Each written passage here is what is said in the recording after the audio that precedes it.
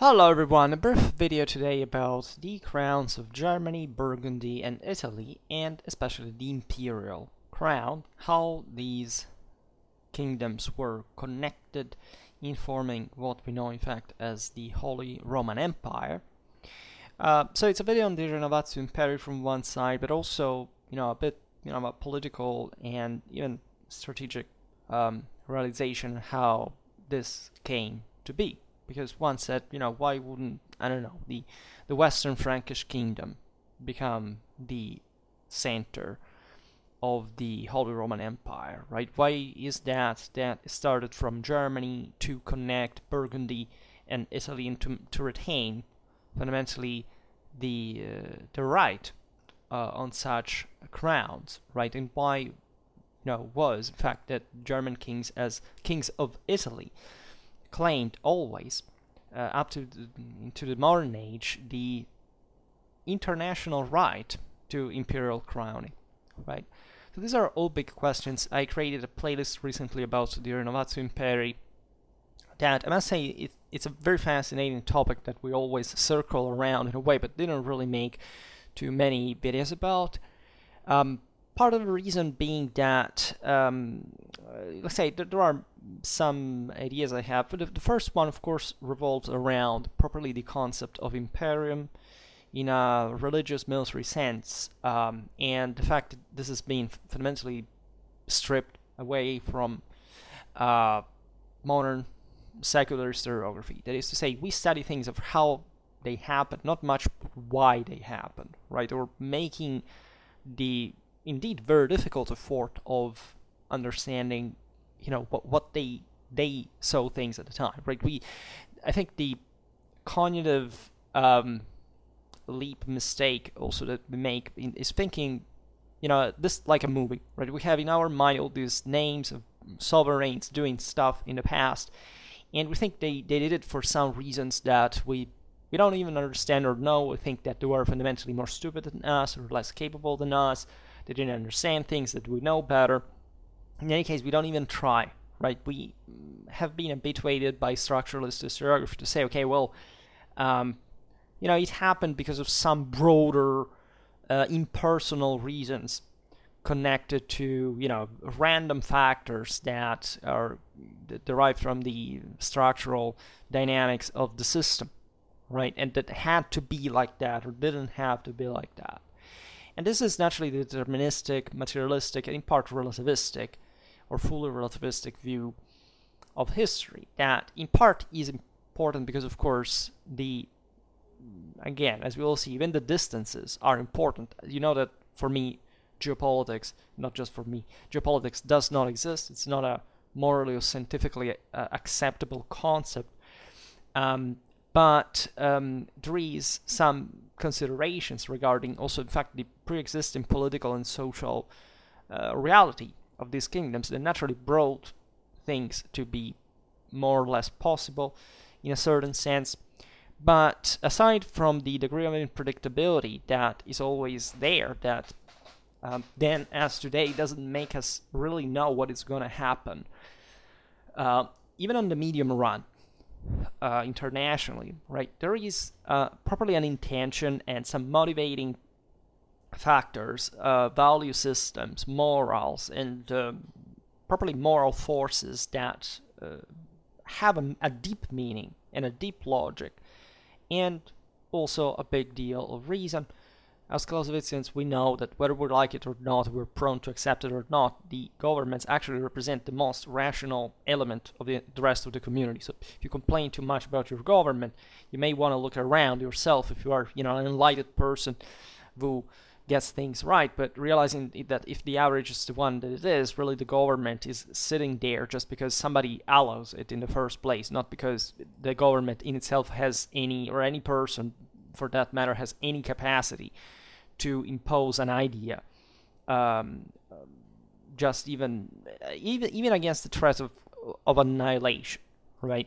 On anybody, there is some agreement, there is some consensus, and so setting the tracks of this video that is really expressing a very few concepts after all is already, as you understand, quite complex, because you could digress on huge issues here that fundamentally fall in philosophy of history, etc. But when it comes to these Central European areas of post-Carolingian time, you understand that whatever the mechanism you want to interpret this thing like, first of all, this system had very long-lasting consequences, to say the least. Not, again, for, let's say, I don't know, there's the Justinian's plague. We have been habituated to think that this triggered the Dark Ages, the early medieval times, but that's also debatable in a sense. Surely it contributed. What about thinking of course, pandemics more like consequences of, of certain political and social developments that eventually triggered the conditions also for some more material issues to spread at that level. The same goes for the Black Death and all these things. We have seen many times, especially the latter. Here we're talking about institutions that lasted up to the secularization of Napoleon, and that still lived in spirit fundamentally until, in fact, I would say 1792 beyond, in that case, or up to 1918, 19. And this is powerful because, again, you understand that basically for 1,000 years, this was not just a part of Europe, it was meant to be Europe per se, right? It's obvious that this depends also on the historiographical perspectives that you embrace in a way. It's obvious that for somebody who, for example, is not from post-Carolingian Europe, I take a lot of kind of care about that because, in a sense, yes, I'm a bit partisan maybe, but I also like to look at the result and the practice in many ways. There are, of course, countries that were as old as those ones, big England, for example, that has a dramatic national continuity in history, etc. But exactly because, especially such difficult areas like Germany, Burgundy, and Italy remained something like the Holy Roman Empire for such a long time, a millennium history with, again, all the worst things happening, like politically, militarily, socially, everywhere, in Europe and abroad and within the same territories. Why did this thing remain, right? So the materialistic, again, secularistic, modernistic attitude that we have been enforced is that, this thing was set at a certain point and it remained like that. The question is why, right? It's not that political communities remain standing by themselves for no particular reason. These areas, again, especially Germany and Italy up to the 18th century, were considered properly the so-called weak areas of Europe because we're all fragmented, and generally speaking, they suffered also of some important external pressure and influence, if not direct control. So the issue here is realizing that the meaning standing behind that and the dynamics. Of course, today we don't talk about the modern era, but it would be interesting to extend it also chronologically to that because, again, we made that series about Prince Eugene, for example. We talked often about the Habsburgs, about, Montecuccoli, also the Turkish wars in general, Venice, the War of Kandy, etc. We'll keep talking about those things. And it's not so... evident. And it was evident at least in those videos because it was a bit like the leitmotif, like the important difference, cultural difference existing between, say, Central Europe and more just, for example, France, that was a post-Carolingian reality, but it escaped the Holy Roman Imperial control. And it's not that the French kings actually ever abandoned the idea they could become Holy Roman emperors, notoriously, right? Think about the election of Charles V. It was contended Francis I, right? That actually spent an overwhelming amount of money. It had a lot of German support to become Holy Roman Emperor, but lost in the end. And this was feasible, that have been kings of the Romans that were Spanish, like Alfonso of Castilla, that were English, right? At the same time, in that case, during the interregnum.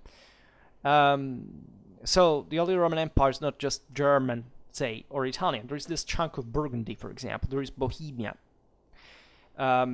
So it's really complex, also ethnically, linguistically, culturally.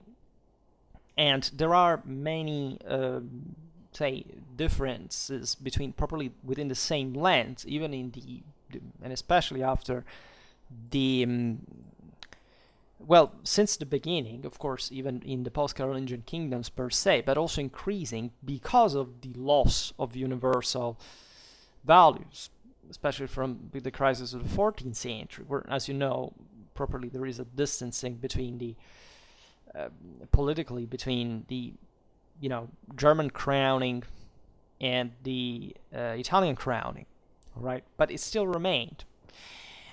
We'll perhaps make videos about how this happened, also more from a strictly religious historical point of view, because it's really about how deeply the old world, the old continent, in fact, let's say, believed in such universal values, and what were the mechanisms that brought the world to age further, into further decline, if you want, in a modern secular sense, and which we're paying a lot of the consequences for, and we'll keep paying. And this is a process that goes straight from even previous times, right? This was called Holy Roman Empire, for example, and it's not entirely, even here, evident why it should have been.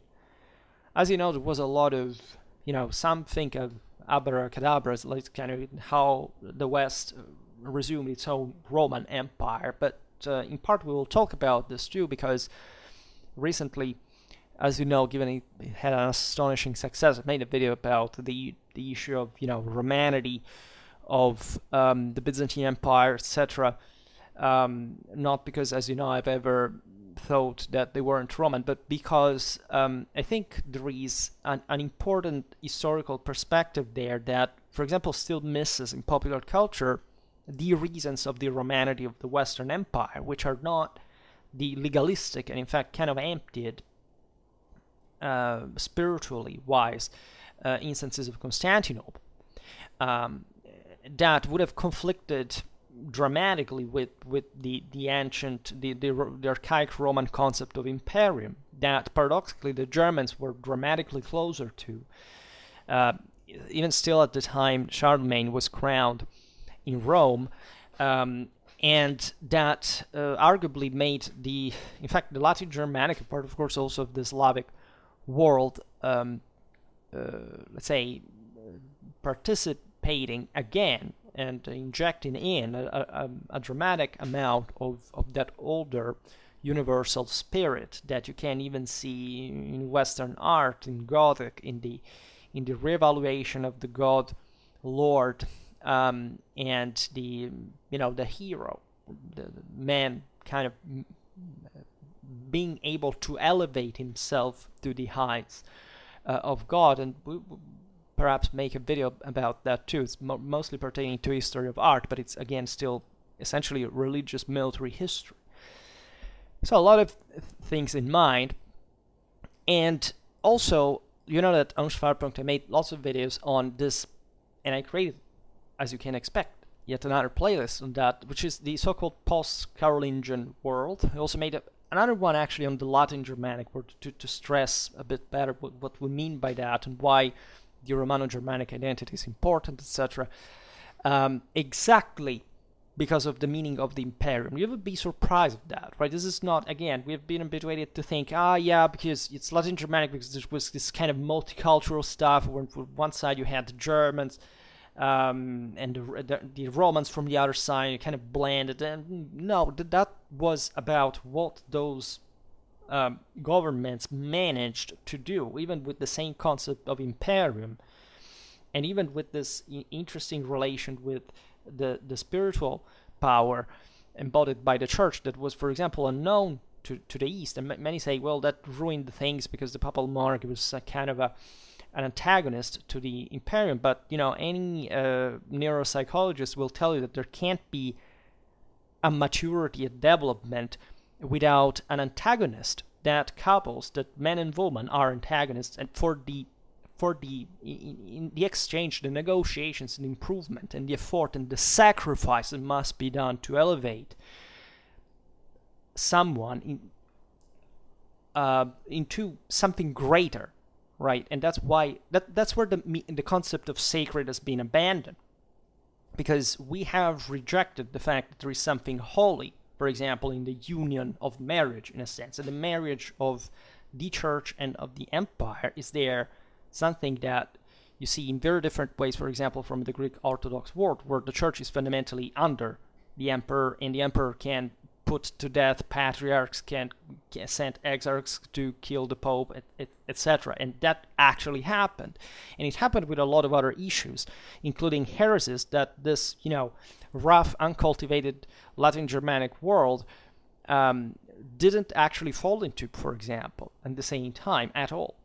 So this is not to say, again, that this is not more broadly part, as all traditional cultures actually point out, to the degeneration of the world, right? We live in the Iron Age, in the fourth and last age, where essentially the difference between good and evil is forgotten, right? The twilight of the gods has occurred, and that is not, because somebody else, that there is something else that arrives to destroy it, but because that something else is coming from within us, rather. Right, the beast is within us, right, and there will be a fall in the end, and the outcome of the struggle is not to be determined. All the various peoples questioned whether the struggle, especially the Indo-Europeans, how it should have been occurred. The various peoples had different, shades of how they interpreted the thing. The Hellenists, the Eddorians originally were the absolutists in this sense, and maybe part of that kind of self-conviction is what remains in this double-edged idea of properly intellectual superiority of the Hellenes and also of the Byzantines later on. The Romans were more directly action-oriented, in part of the Germans too, but the Germans too had this rather darker, tragic, this more strongly tragic. They all had it, right? They all knew that it would have fallen, but this more tragic sense of the destiny of the world, that everything is crippled since the beginning, it's rigged since the beginning, that the impurity is there, we will all collapse, that this has already happened, and etc. But in this, still, we see in the Middle Ages, arguably the last great wave of reattempting of the affirmation of the Golden Age that had been established in Augustan times, and that, in fact, had created the Romanity as properly the essence, right? It had never happened because, the same concept of Arianity is actually non-ethnical, right? It's ethnical in a sense of moral racialism. The Aryans were the noble ones. They weren't specifically yet another people, per se. Everybody who had that capacity could partake that. With Rome, this becomes ethnic. You have to be Roman, right? Because Roman had, in a sense, become the hypothesis of that moral superiority, right? So that this brought also in the West, the same Germans could simply say, well, we are Germans, let's make it our own. No, it was made Roman, exactly in the foundation of what eventually we call the Holy Roman Empire, this one, right? Germany, Italy, Burgundy. Not under the Carolingians. The Carolingians were, in a sense, they had issues on their own. They didn't properly even care about the Romanity of it all, not much, even because they had lots of issues also from within their own system that were, as you know, for how few the empire lasted, were also evident per se. But whenever the recovery occurred, it started occurring in the 10th century, the continuity, again, of the Holy Roman Empire would have had 1,000 years, right? And so it was established firmly in those patterns. So we have seen in this post-Carolingian videos essentially how in fact the new order was created from, in this growth, in this rise from the bottom up, right? It started from the local seigneuries, etc. And it was not clear and evident which kingdoms would have retained the upper hand on the system. One thing was clear since the beginning, though, since the time of Louis the Pious, right? There had been some ambiguity still in time of Charlemagne, but from those times onwards, it was immediately affirmed, and that also lasted for those 1,000 years. That was the imperial crown attached to the Italic one. The Italic Kingdom was picked as the one without which the imperial title could not be attained, right? And the general reason is, of course, the fact that the Italic kings were the ones who were to protect the papacy. That, as I answered one of my videos, my question and answer videos, was actually not part of the Holy Roman Empire, but not because, again, of some kind of territorial, geopolitical reason. It was because it was the church, and the church is God's. It's nobody else's, right? So it was with de facto within the Holy Roman Empire, but and even if in spite of its southern frontier nature, but because there were also territories that the empire owned beyond the papal states, like, I don't know, the Duchy of Spoleto, etc., across it. But let's say the idea was that without, if you couldn't afford to protect the church, you couldn't fundamentally afford to become an emperor. And this is not just evidently because the Pope crowned the Roman emperor, so it was the only authority that could confer that, because this is beyond. At that point, again, the emperors could have simply resumed the older ideal that, after all, had survived in Constantinople, that the emperor himself was sacred, right, and at the head of the church. And therefore, because the idea is that the Imperium, whoever owned it, was sacred, right? So it's like the older Roman emperors that were they were the highest religious figure in Rome. They held the office of Pontifex Maximus, and that was, right, because the Imperium in itself contained the faculty of power, and it was properly nothing else. The church came there because the church there came as a challenger of earthly authority, because of the obvious imperfection of secular power, and therefore the necessity of having that antagonistic capacity to keep up the standards. And we've seen just the other day when we made that video about the Umayyad Caliphate, how yes, you can have this dramatic, supremacistic push initially if you think that you are all one, you are God's arm, and fundamentally you don't have to think about anything else without any other authority that challenges you, because in Islam there was not a priesthood, and all the functionaries that ruled the state were appointed by the center. So you could have an empire could, in the blink of an eye, like the Islamic one, conquer from the Atlantic to Central Asia, but that eventually wouldn't on the longer run have, and exactly because it had mixed the secular with the religious, let's say, no internal check and balancement for keeping the entire system together. Having a church and having an empire, right? Many people think that the separation between church and state is this great achievement of the modern contemporary times. Yes, we did such a beautiful thing of eliminating. What happened? Factually, we eliminated the church, right? And as a power in the first place. It's not that we separated church and state, because in the even in the Judaic tradition, right, even before Christian times, that is clear there, that it was already separated, right? At least it was separated in the in the way a Jew could live under somebody else's government, right? And in Christianity, this was affirmed even more, right? In a much more properly transcendental sense, right? And of course, Christianity has nothing to do with rejecting earthly authority. On the contrary, the entire concept revolves in being able to be the one because of your inner spiritual dimension that does not belong to this world.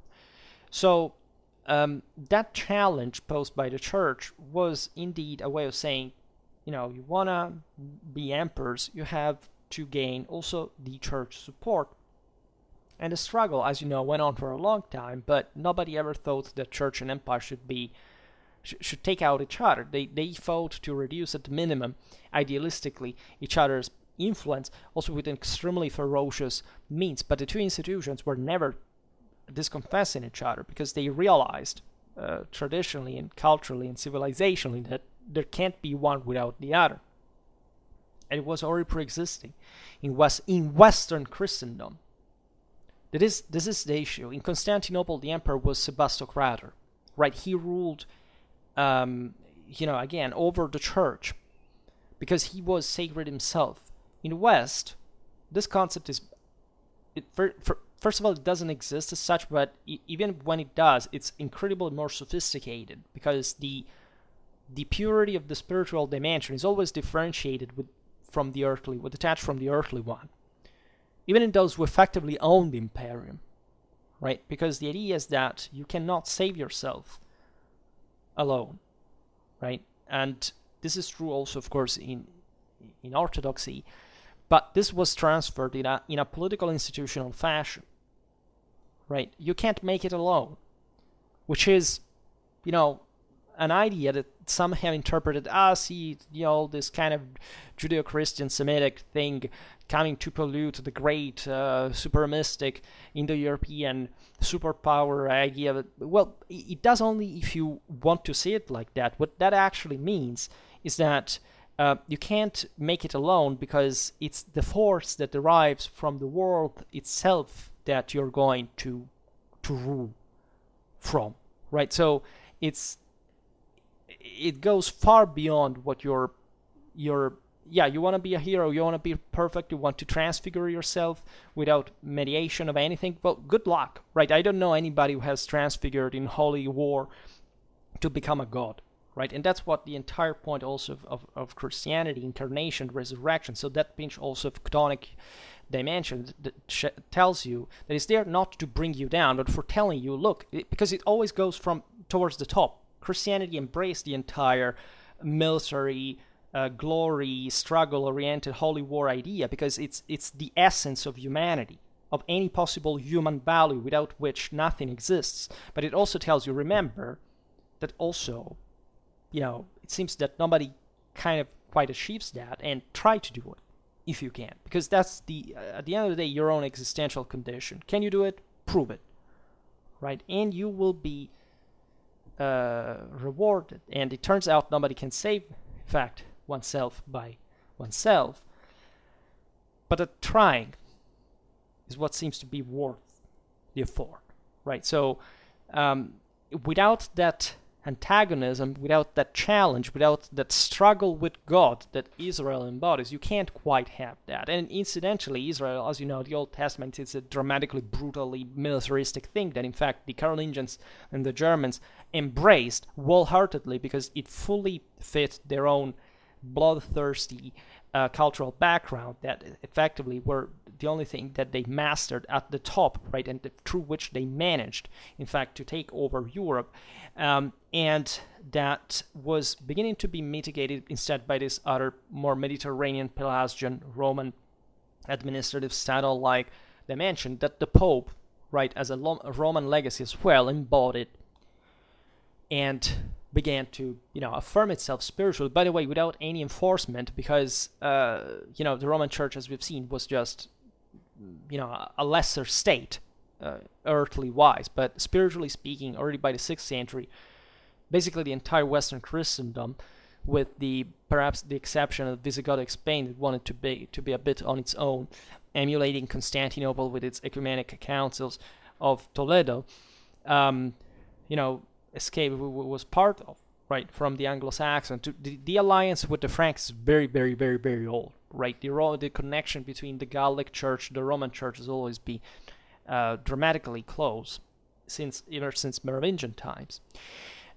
So leaving that aside, you understand that this axis formed with the Holy Roman Empire is an axis around which pivots great part eventually what European history would be. Because factually, the Germans would become the largest power in Europe only for a brief time, intermittently, essentially during the 10th century, but in talking about Western Europe, and especially in the second half of the 12th, right? The latter in which they literally went close, reuniting East and West, right? Aside from that, was always a very hard journey, right? As you know, I made plenty of videos about the German political institutional system. It was really that messed up. But again, we are also in medieval times. We are also in Central Europe. There are some reasons why, and as we've seen, even the feudal, say, disorder, if you want, it was very often more of a gluing factor that we can't think. After all, Germany was, even though being the aforementioned kind of weak area, was never occupied by anybody. Unlike Italy, for example, the south was occupied. Also, Milan was occupied in the early modern age. The rest remained independent, even though it was heavily, depending on foreign powers as well. But in a sense, the empire remained. In fact, even that Milan, that the Italic Kingdom in itself, since the early medieval times, remained the one loaded with that political institutional relevance until secularization. Of course, Rome was sacred, right? The most sacred city in the West. The Westerners thought ever more highly of Rome than Jerusalem, in a sense, because Jerusalem could not compare naturally with anything else. It was the top, right? But really, travelers, pilgrims, crusaders were much more impressed actually by Rome than Jerusalem, partly because, and evidently, it was part of the West itself, and Jerusalem was effectively become a land of conquest, right? There wasn't much of a power there. That was, even when the Crusaders resuscitated, raided the kingdom of heaven, it lasted just 1 century, and the entire enterprise was not particularly successful, let's put it in this way. But and it was simply a foreign land, right? It was simply, there were no Catholics fundamentally, aside from some community pilgrims, whatever. It was always very multicultural, international, and frequented. But aside from the unavoidable holiness and all the dramatic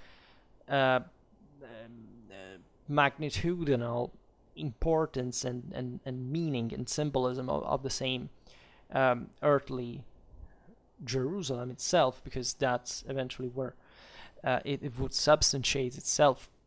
The idea is that the West was a bit like a system on its own that was already beginning to reference to itself as such, right? Even though it was not already, again, a fully rationalized idea, also because the West thought that in this sense they could conquer other lands and kind of made because the main identity was about the Christendom as a whole. So already the Orthodoxes after the schism were kind of an anomaly. I don't know, even Dante needed, even though he knew probably what reality was like, but he needed to say that, the same Islam was just, a product of a Christian schism, because there can't be really anything else besides that, right? And the empire, the imperium, the holy power of Europe was effectively only the one of the empire. Right? And this view was not really challenged by anyone, because at some point the various kingdoms began to say, especially England and France were very loaded with this idea of almost properly an hypostatic nature of power, and it's kind of its eternity and sacredness, right? So the holy anointing as well, that were all practices that in fact were not of national origin, were of that traditional universal origin that had always been there, right? The holy anointing is present in the Bible, is present in the old Germanic tradition. It was also there, kind of actually a relic, not much of a celestial, Uranic, Apollonian ideal. It was part of the chthonic telluric element that had mixed unavoidably, hence the twilight of the gods in in the history of these cultures. But factually, and I made a video about this last year, about the 12th century Holy Roman Empire. I don't remember the subtitle, but it was something like Identity, International Pole. I don't remember how it's called, but there is a playlist about that too.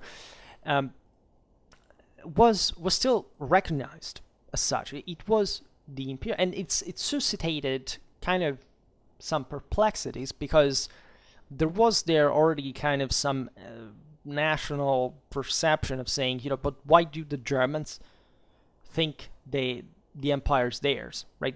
The empire is technically universal, and they knew it very well at the time, because still the same chivalry, the same knighthood was based on the older Indo-European concept that, after all, the militia is sacred, right? As much as, hence the problem with the church, etc.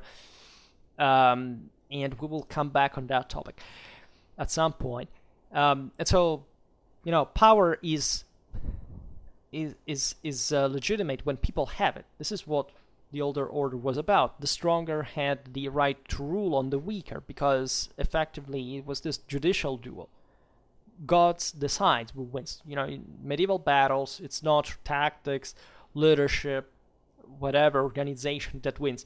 In the medieval sources, it's God that makes it happen, right? And it's not even so realistic, because actually we know, as Clausewitzians, that moral forces are the single most important thing of any struggle, and therefore, in practice, what those military religious creeds of the past were essentially embodying this, right? The superior one, because he was more morally loaded. So in a way or another, that was the most fair, discriminant criterion that you could have in the world, right? And it's a very interesting idea, because we are very passive. We are completely detached from that reality. We're very weak and incapable, etc. But it's exactly what I say with the government all the time. People rule only if you allow them to rule. If you were taken over and you didn't die in the struggle, the utmost infinite sacrifice that is the one of your life, for which you win a holy war and you literally transfigure into divinity, why?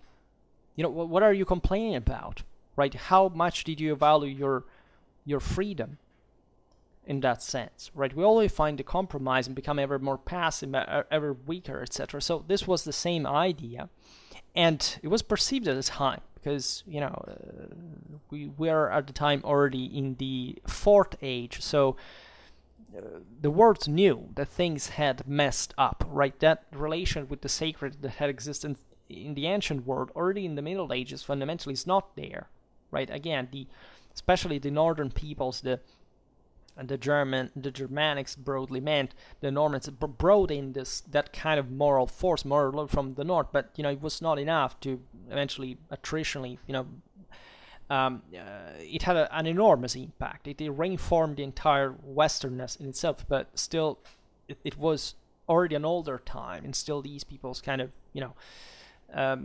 gentrified also more quickly, and therefore we know that this the same Ghibelline dream lasted a very few, right? You can consider it concluded de facto by the mid-13th century with the extinction of the Hohenstaufen, etc. But this also doesn't fully explain the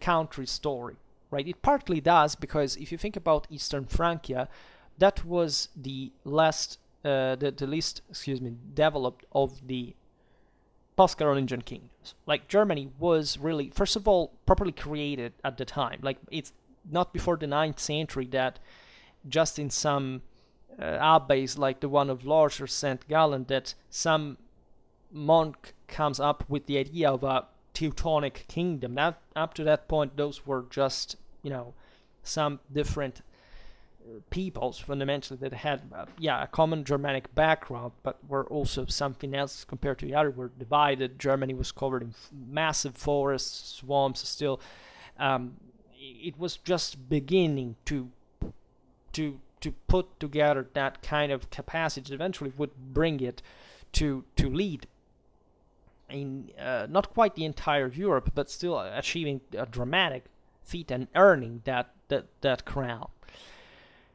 France, in a sense, was again it was actually the core land of the Franks per se. That's where also factually the same name of the country shows the legacy, especially in the northeast and also parts of Belgium. That was the core. The Carolingians were Austrasians, so they were kind of more Eastern Frankish than Austrians, but they say Austrasians better because of course Eastern Francia wasn't conceived quite in the same way, but it mostly overlapped at that point because Austrasia would become just with the addition of other territories to Saxony, Eastern Francia, and it was exactly Saxony. That's even more relevant. That is to say, not even something that belonged to the ancient land of the Franks that made the empire again, right? It was the Saxons that did it, which is something that the Ottonians themselves were quite embarrassed because fundamentally the only lineage they could boast historically was the one of an obscure Carolingian count who was put in Saxony. There's a Frankish guy put on the frontier that eventually married into the lineage of Widukind. So he who had actually resisted the empire. And so, but at least the Ottonians won their empire on the battlefield, and so they showed again that they were capable of that thing. They put the Magyars to sleep, at least as far as the Western raids were concerned. They maintained also enough consensus to wage their campaign in Italy and to effectively hinge the two kingdoms in the aforementioned system. As we've seen, the Italic crown was already the deal. Since earlier times, it had been borne by Charles the Bald. It was negotiated there at some point, probably with the Eastern Franks, because there is a question of geographical proximity that, again, is very far from being decisive, but that still played an important part logistically and strategically at the time. That is, that Germany has a much easier access to Italy than France has, and especially the France of the time I'm talking about, not the France of today, because talking about Burgundy and Provence, well, those were historically, in fact, another thing. It's not, until the end of the Middle Ages, fundamentally, that France becomes the France that we know it. Occitania was another country. France was Neustria. It's not even Brittany, was not even parts of the Lotharingian territory north of the Alps, between the Alps and the North Sea. And especially Western Francia was engulfed in dramatic clashes within it. So they were essentially of domestic nature. It was not even that the local rulers were particularly weak. They had actually a sounder power base than in part of the same Germanic kings that still could, yes, claimed that now this renewed power, but it's because they had, again, the next door Italy where they could go campaigning, and therefore, opening some opportunities to the same Eastern Frankish nobility. But Western Francia was so already feudal in nature that, as you know, the system had blended and thus disordered instead, and say partly disordered because of all the seigneuries that had emerged freely. We've seen lots of them recently, but also compacted culturally. So that's why France would eventually reemerge with a longer time, but as the most powerful. It's a bit the paradigm of Latin Germanic Europe altogether, right? Again, the Islam expanded dramatically fast, while the Latin Germanic political institutional mechanisms were slow, right? Very slow. But still, it took, by taking more time and becoming more glued together, eventually the Western world boomed. And so did France later on, but it took a long time. And Burgundy and Provence, that were factually and originally two different kingdoms, by the way, because Burgundy and Provence were, and even just are, different historical regions, right? Provence is Mediterranean, Burgundy is factually Central Western European. Reunited between, essentially during the 40s, the 50s of the 10th century, in this single kingdom of Burgundy that actually was a very good one.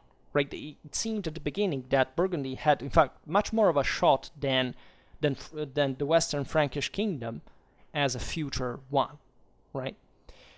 But power there never fully compacted. It's a bit maybe like it's very different. Also because Burgundy was much more Romanized and urbanized, but it's a bit like Germany. Germany had these stem duchies that were just, nobody had created them. They had just naturally formed, ethnically speaking, right? They were divided by the forests. There was a clear idea of what they were, more or less. At least some areas that had also been engineered by the Carolingians, as we've seen with Bavaria in part, in the Eastern Mark, etc. But generally speaking, there was something that already existed per se. So in Burgundy, there were some counties and cities, and a general profile that had also its spaces. In fact, the aforementioned Burgundy and Provence, so much at the time here, we'll talk about it later, but it also was, in fact, known as the Kingdom of Arles, because Arles, as you know, was one of the most important cities in the region historically, and it was connected with, importantly, with Tuscany and with Rome, so that's from which Hugo of Provence could also wage this kind of Tyrrhenian policy, trying to acquire the imperial crown. Yet this system, partly because it's kind of more feudal-like, like Western Francia, as you know, Eastern Francia took essentially, it's only at the time of Frederick Barbarossa that it really introduces Western Frankish feudalism, and kind of parallels France, right, by the 13th century in that kind of mechanism. After which, in fact, the same Germany, the German national monarchy, as you know, fragmented further and privatized further. So while France paradoxically had surpassed at that point the feudal anarchy, was becoming a state on its own. So that's quite fascinating if you think of how it went. And Burgundy, however, partly because it was kind of urbanized and partly because it was feudalized, and because also eventually the Saracen attacks and this greater compaction of Eastern Frankish power also in the Swiss area, in the upper Rhone, and pressured more. And at the time, the Italians had also conquered Italy, that, as we've seen, was very much connected with Burgundy, right? We've seen it also in the video in the Duchy of Burgundy, that the County of Burgundy that was emerging as the legacy, say the heir of the kingdom that still existed, by the way. So at the top was an Italo-Burgundian dynasty, right? Because they still thought, especially between Piedmont and Savoy and Burgundy, to create kind of another kind of, in fact, Burgundian Italian power, right? But that also, for out of sheer dynastic biological accidents, didn't happen. By the in 1066, the saying here of Hastings, if I'm not wrong, the Burgundian royal line extinguished, and the Germans inherited that. So they put, even just feudally, their ring on it, literally, and they from there on, in fact, the German kings would retain this right to the crown of Burgundy, right? Because of this, and as you know, the Germans never actually ruled over Burgundy, right? They were much more invested in Italy, where at the end of the day wouldn't come to rule there either. The only exception was, in fact, the Ottonian period, and somewhat loosely, just because, in fact, you have an Otto III, for example, that has his court in Rome, right? But that's not because it can't really control easily everything. We're still very archaic times, by the way. The further feudalization, this kind of heraldic forest and plus the communes would have yet to emerge. So paradoxically, again, unitary projects were easier later than before. At the time of the Ottonians, was mostly floating on the larger amount of territory, exactly because it was you could take that minimal surplus that the locals would give you by hoping to centralize it, maybe just in one place, making war in one place, but not really controlling the entire thing. It's a bit like, I don't know, the Central European monarchies by the late Middle Ages would operate, turning into elective systems where dynasts married all into each other, so hoping to simply collect the dynastic sum of all the system, like Poland, Hungary, Bohemia, Austria, etc. There were the same problems at the end of the day, just in different contexts, but as power dynamics, they were kind of unavoidable. So naturally, there's an important process of dynastization and of universalization. It's the Ottonians, really, that create the Roman thing. That's why we call, like, improperly the Holy Roman Empire, because the empire is only one. Religious, militarily, there can't be anything. The Imperium is just celestial. There can't be a subdivision, it can't be a brand or a flag or anything. The Imperium is your power, your de facto power. But it was important for peoples like the Franks, the Saxons, etc., to say, well, after all, we are proudly the conquerors, right? The Romans, ethnically wise, haven't really seemed to have done much to, at the end of the day, to deserve their empire after a century of dominance. So we as Germans actually took it away from them and began to rule them, by the way, instead. So that this is very powerful. We've seen it many times. Think about even Liutprand of Cremona, ambassador of the Ottonians even in Constantinople, that wrote this story allegedly insulting the Byzantine emperor as well, because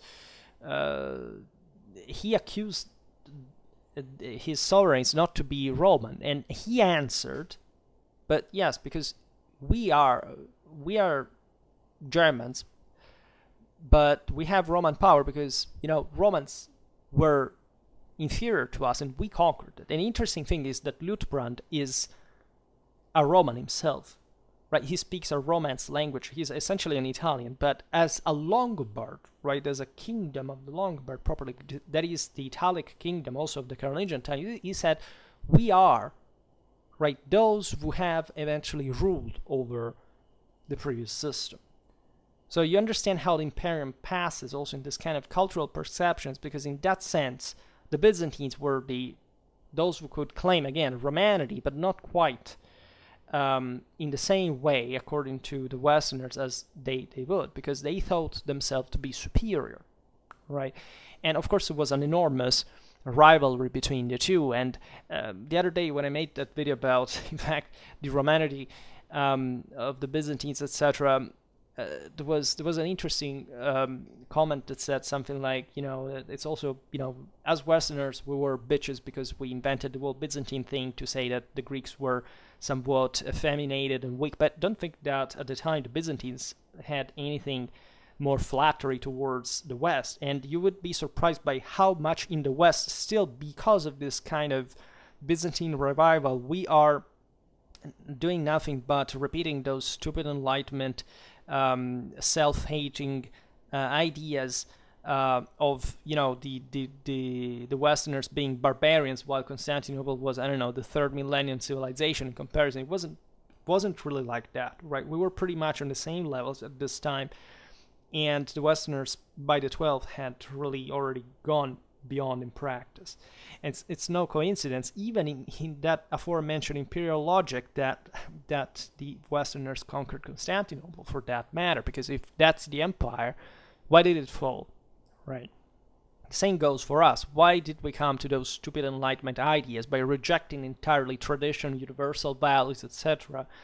By what, right? For saying, transforming it in an empty shell that you have to fill with what, right? If you don't have values.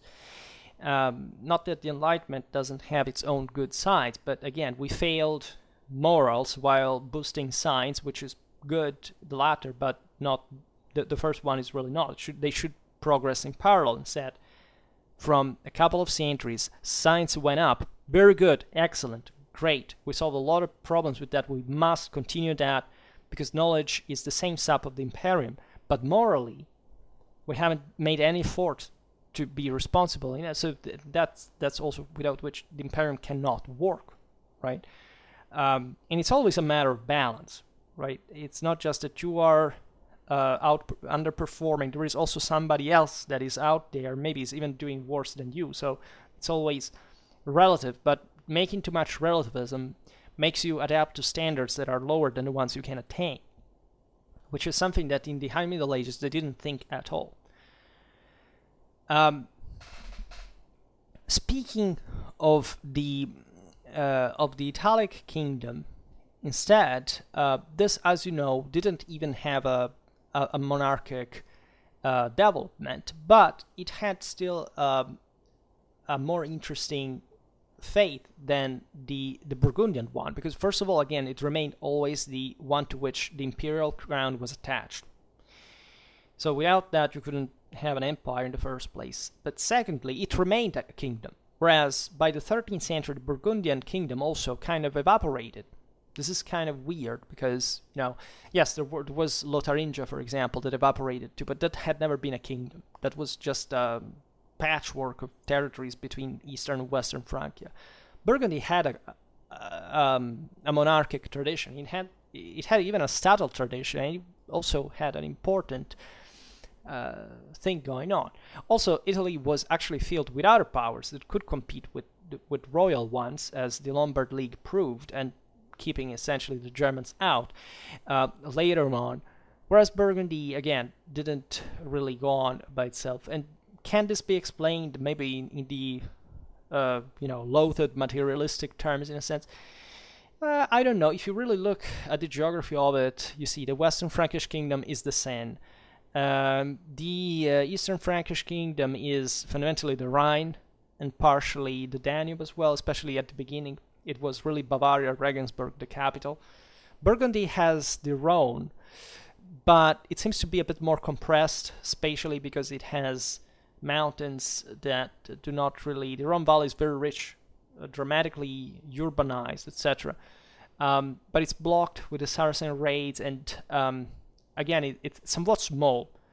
The Po Valley is actually larger and wider, and even richer, telling the truth. So that also for the maintenance of the Italic Kingdom, the development of the communes, that is really important, right? In something that would evolve in, at least in terms of local, consistency politically, that will make also that kingdom having a physiognomy, right? That someone would try also to hegemonize it, right? The Marquises of Verona, the Anscarian Mark, the Marquises of Tuscany, the Dukes of Spoleto, etc. They would all try to, and also because they were closer, they could more easily reach Rome, right? There would be at some point even two emperors in the same Italy, because there were the two factions. The first one guy had been crowned emperor, the other not. But they will always quarrel, and by the beginning of the 11th century, a monarchic idea is aborted both for the Italians and for the Germans, because yes, the Lacedaemonians managed to tame the rise of Arduin of Ivrea, that wanted to be the king of Italy and ruling even with the imperial crown. This was a broader kind of Lombard idea, right? The unification of Italy, etc. But the communes were rising, and so feudality was actually in crisis in the country, and it didn't evolve further. So that again, the Italian Iron Crown was always the next step that the Italians themselves would confer at the end of the day, because it was their crown, to the Germanic emperors Rome, because the broader idea of the imperial cooperation was perfectly understood, right, up to the 18th century. The idea that if you were born, I don't know, in Lombardy, in Tuscany, you were a loyal subject of the Holy Roman Emperor. It was a big deal.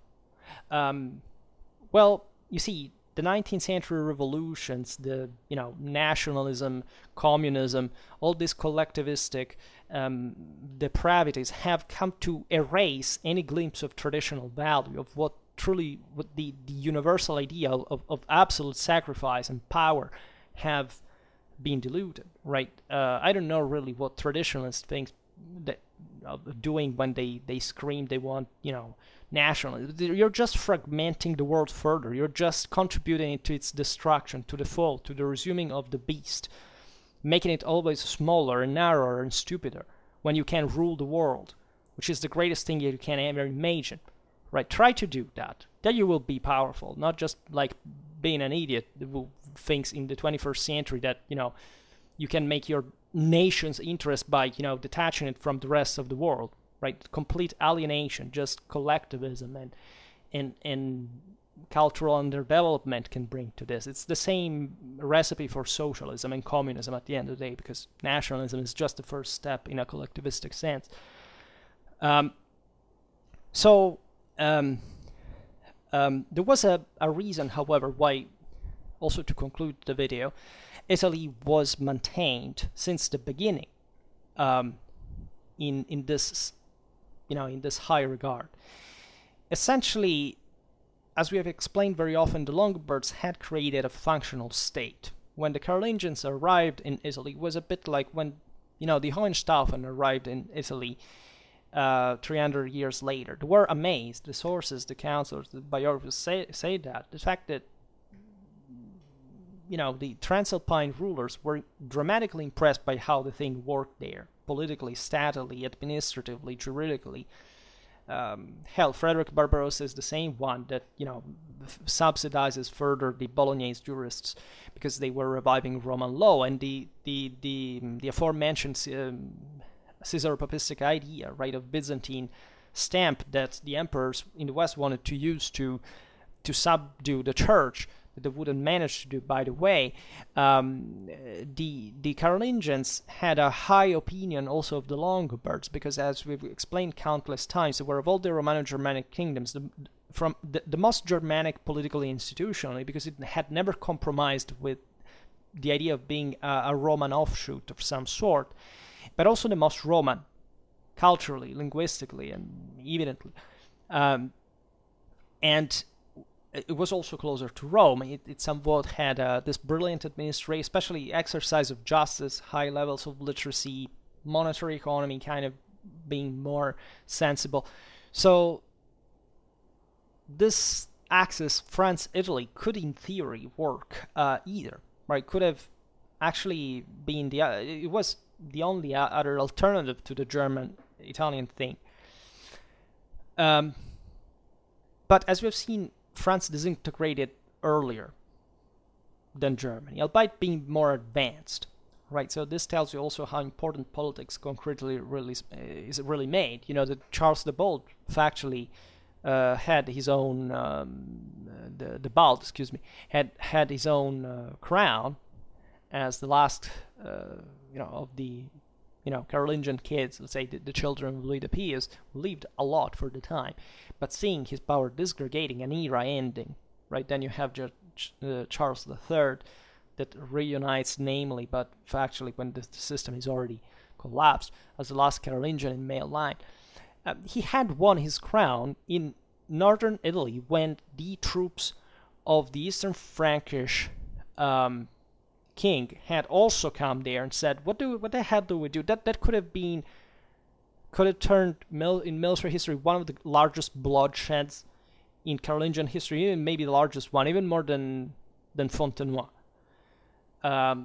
Because it was really the entire Western and Eastern Frankish armies facing each other, that they negotiated that factually Charles would have the crown, so that would go to Western Francia, but that factually he would not interfere in the Italian affairs because the Germans were worried of that. And after that, as you know, everything collapsed anyway because it's the late 9th century, so the mess occurred later. It's not before the Ottonians that anything starts really making sense along those patterns scalarly of empire and even kingdoms, telling the truth. And the question is, why didn't France actually claim afterwards some kind of imperial... First of all, why did the Germans claim their right on the crowns of Italy and Burgundy? Well, this was the same imperium. You see, they claimed it on the base of conquest. It was their area. Like in Europe, they had shown that if they wanted, they could mount up an expedition and putting things in order in Italy and in Burgundy, right? Maybe just temporarily, but so. France never had that capacity. I mean, until the early 13th century, France was still struggling against its own vassals, right? They had an Angevin empire stretching from Scotland to the Pyrenees that, was by far even more powerful than them, and it managed to, however, crush it and take over the country. Well, at that point, the French do get interested in Italy. As you know, they take over the Kingdom of Sicily. They strip with a crusade called by the Pope from the same Germans. And the reason why the struggle happens in southern Italy, that it has nothing to do with the Italic Kingdom, is that at this time the two Lombard leagues had already defeated the Germans in the north. So the French said, you know what, no, that there is no way to really get into that that mess as well. It would be too costly. And also they didn't quite control, they should have gone at war with the Germans on let's say on other territories as well, because passing through the Kingdom of Burgundy would have been a problem, given that it was part of the Holy Roman Empire, and therefore the Germans would have been pretty angry if the French had done something like that. It is true that dynastically the Capetians had conquered the county of Provence. In fact, Charles of Anjou, the first Angevin king of Naples, was Count of Anjou, as we've seen recently in the video on Anjou, Count of Provence, and so he had this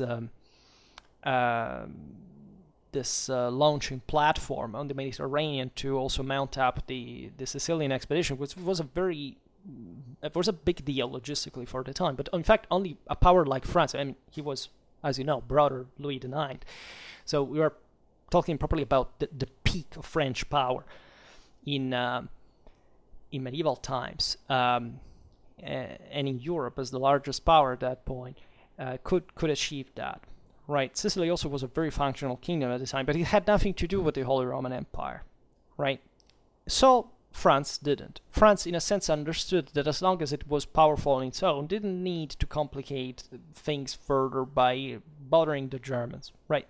Not even at that point, as the German national monarchy was fragmenting. Yes, they were always interested in on the territories near to the Rhine, etc. That's something that it would go on with the Sun King later on.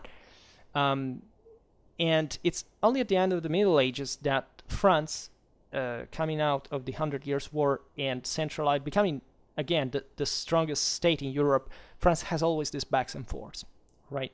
First the Carolingians, then in fact the Capetians, then the Valois-Angoulême, then the Bourbon, right? In between there is the mess. There's aggregation of Carolingian Empire, the 100 Years' War, the wars of religion. Then you have the French Revolution even later. So France is an enormous system that requires always this kind of also internal managing, for which it doesn't. It is factually the largest continental power, but it doesn't. It needs to be kept that way, and it freaks out essentially of stability in the same system, because it's not that easy to keep together with external pressure. So the French also were much more interested Naples was already a big deal. Then also Greece and Constantinople. The Sicilian Vespers, and also why the French remained just with Naples while the Aragonese ruled Sicily. It's because the Aragonese and the Byzantines had essentially aborted in fact, at that point, the Angevin expedition to Constantinople. It would have been taken. There is no doubt about that, right? Charles of Anjou had an army that the Byzantines had nothing to oppose to. At that point, the Latin Empire was already over, but it would have been reconquered by Charles of Anjou, and at that point, it would have been yet all another history. All while also the same French Louis IX was trying to knock out Egypt to reconquer Jerusalem. That could be done. It's only Louis IX's death that stopped that. So why making war at that point in Italy or in Germany? When you can have that, you can have the entire Mediterranean, and at that point you can easily infiltrate even Italy, and Germany is, you don't even care about that. That would have been the thing, right? And so there was another point, that the connection with the church and Romanity for the Carolingians meant also to establish an international condition of prestige in front of Constantinople, in front of the West altogether. Considering the universalist ambition of Carolingian Empire was really huge. It's not before Napoleon that you have something larger than that in Europe. That again is, however, very complicated to keep together. And also this flow of administrators, bureaucrats, jurists, scribes, whatever, from the south of Europe, that can bring to the construction of what effectively didn't exist in Frankish society, is to say a state, an administration. And this passes through the church and the Carolingian ecclesiastical reform that can be achieved only through, basically the same privatistic means that the secular Frankish aristocracy would use, lay Frankish aristocracy would use, but that still conferred that minimal backbone, not necessary for the empire to survive, because in fact it collapsed, but to maintain that post-Carolingian interconnection, that fabric that held together post-Carolingian Europe in script, in culture, in political interconnection, in the same idea of the empire that was there, right? This was never lost. Nobody said, okay, let's not resume the empire, who cares? No, everybody was clever at the time. It's not like today that people are obsessed by globalization. So they wanted the empire because they knew perfectly well that it could rule the world, because they knew what that entailed. And the system went on. So when you see this reality like France, Benelux, Germany, Italy, you see, today we are not maybe brought to think about that too much, because people are mostly obsessed about northern and southern differences, while differences in Europe lay really, at least way more important differences lay on another axis. But there is something about what we call the West that also emanated also in Britain. Through the Franks, arguably also in southern Italy with the Normans, in Spain with broader Francization of the Reconquista kingdoms in the north that were close to France and beyond, right? The Westernization of Central Europe, of the Western Slavs, of the Scandinavia, right? But again, that is cultural. When we talk about the empire, by the 10th century, there was nobody who could claim back, because of the aforementioned game, like Italy, and therefore the imperial crown from the Germans. It was just a fact, right? The imperial authority of the Germans was recognized essentially only outside of the Holy Roman Empire, intermittently by the immediate neighbors.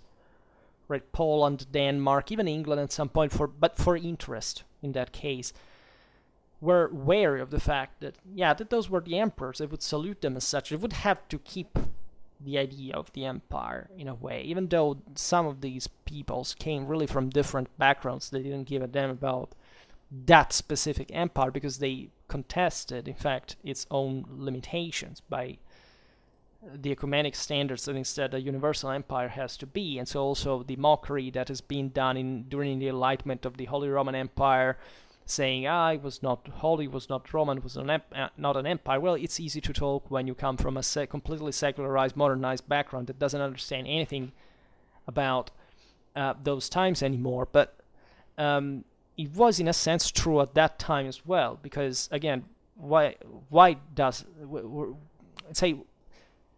is title, right? Why at least was it monopolized by the Germans? Well, by these contingencies that we have explained.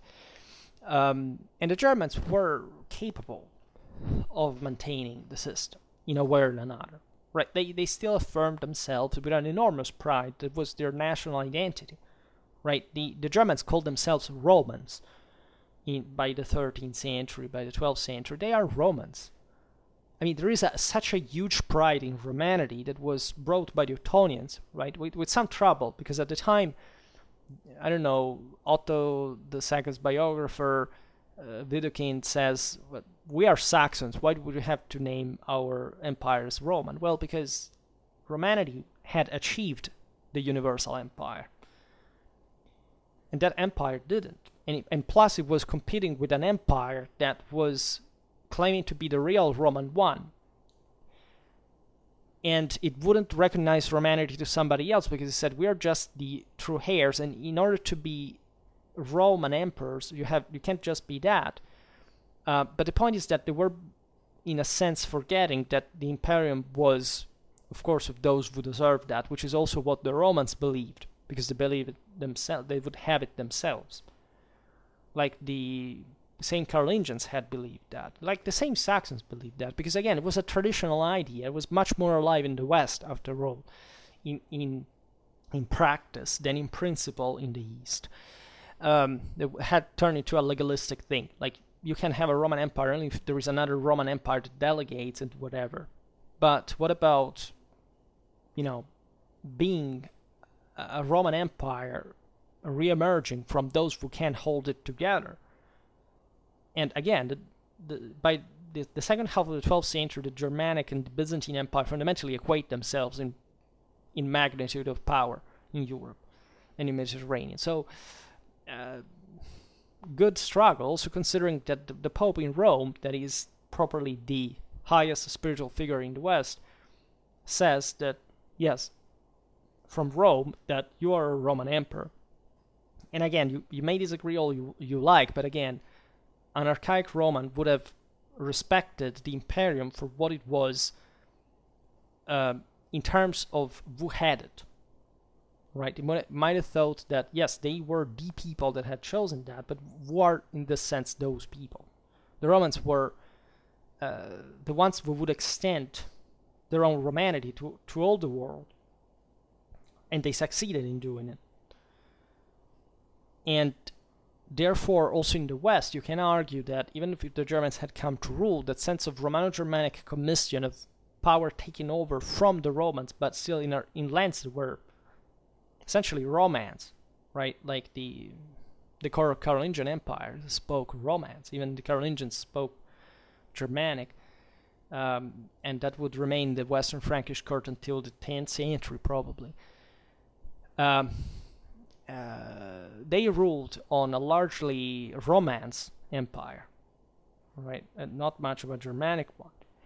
So the issue is how far, because you see, the Roman Empire as such had never been forgotten, in a sense. So you could be a Roman even if you were a German.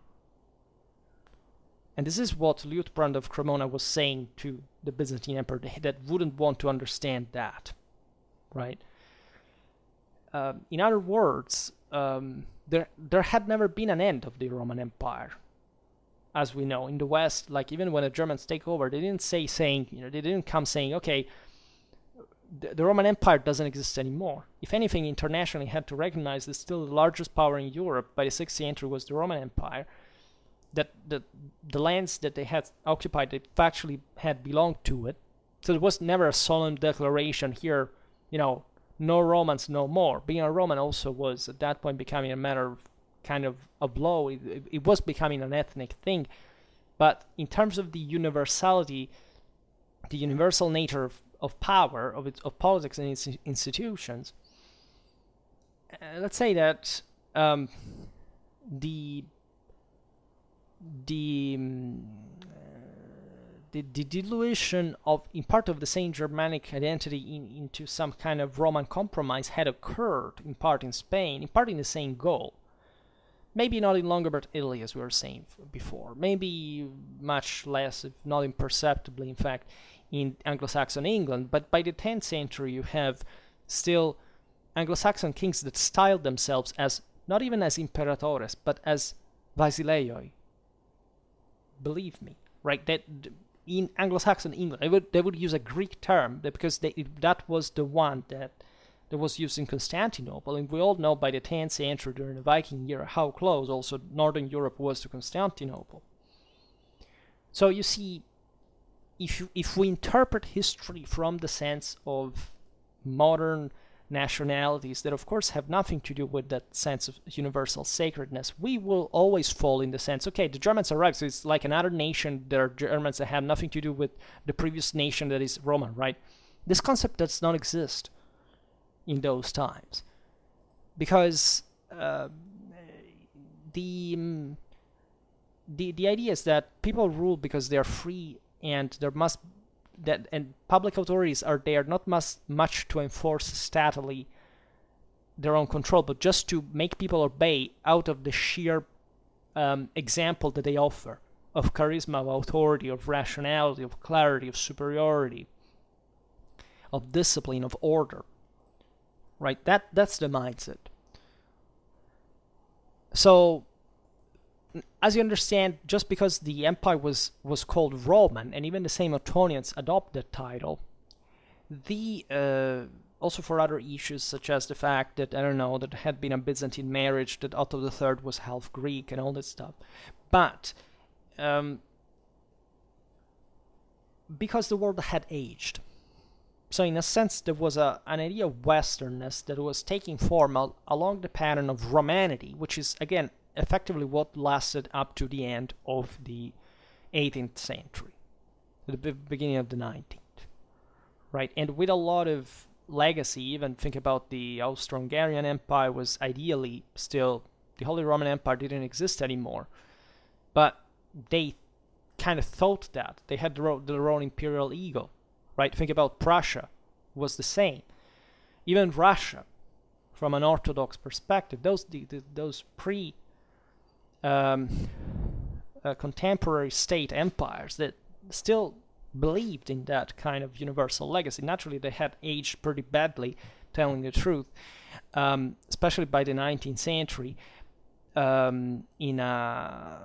independently on their success. I mean, even the most successful one in terms of achievements, that the Prussian one, that the Second Reich, in fact, called like that, was, yes, defeating France, all those things, but the same Habsburgs, etc., reunifying Germany, but was not the Germany of feudal times. Doesn't matter how much romanticism floated around in those areas. It was full of communists already in Germany at the time. It was an issue, it was a problem, and we know how it ended eventually. And so, I think that, again, talking about these issues is very important for today's times, because gaining a better insight in that is like opening to the realization that behind what we normally see as just interactions between countries, and this kind of narrowing down to insignificant monofactual explanations, even broader issues like, wars or world domination, etc., is completely missing what tradition has been historically in meaning, in action. Right? So even just this reversal trend of idea of being hysterically opposed to a world ruler it's pretty weird. Like, of course, at least in line of principle, of course, there's never been fully a world ruler. Yes, if you pick empires like the Roman one, the Chinese one, those were factually ruling the world because they were the world. But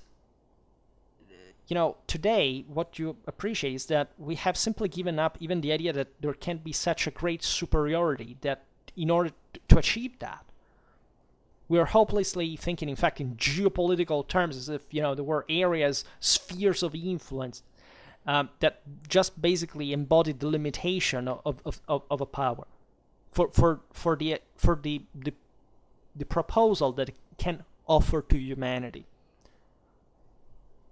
And if we lower our standards to that point, well, I think that we are in pretty serious trouble, because the world is really aging. Like, so bad as today, I think in history, motivationally, would never arrived.